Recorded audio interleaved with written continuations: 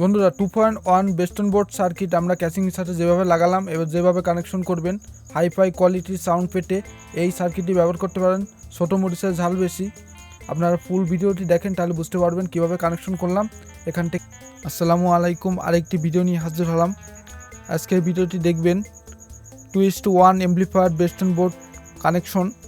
গত পর্বে আমরা এমপ্লিফায়ার কানেকশন দেখিয়েছিলাম আপনাদের। এ পর্বে আমরা এটি কিভাবে কানেকশন করতে হয় সেই কানেকশন সম্পর্কে জানাবো। একটি হাইফাই কোয়ালিটির একটি বেস্টন বোর্ড আপনাদের এমপ্লিফায়ারের সাউন্ড বাড়াতে সহযোগিতা করে। এখানে আলাদা ফ্রিকোয়েন্সিতে বাজানো যায় স্পিকার, বিভিন্ন স্পিকার, স্টুডিও কানেকশন নেওয়া যায় এবং বেস কানেকশন নেওয়া যায়, অর্থাৎ সাবউফার হিসেবে এখানে স্পিকার ব্যবহার করতে পারেন।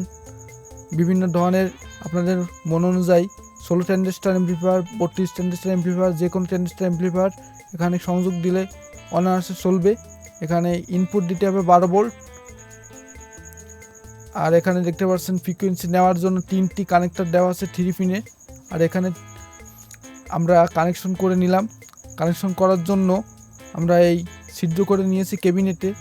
এরকম ক্যাবিনেট পাওয়া যায় না, তাই আমরা এই ক্যাবিনেটে বসানোর জন্য মাপ অনুযায়ী আমরা ছিদ্র করে নিয়েছি এবং কানেকশনগুলো দেখতে পাচ্ছেন। দুটো ভলিউম, একটি সুইচ আর একটি ভলিউম আমরা তার জুড়িয়ে নিয়েছি এখানে কানেকশন করার জন্য। এই যে দেখতে পাচ্ছেন, এভাবে করে আমরা কানেকশনগুলো জয়েন করে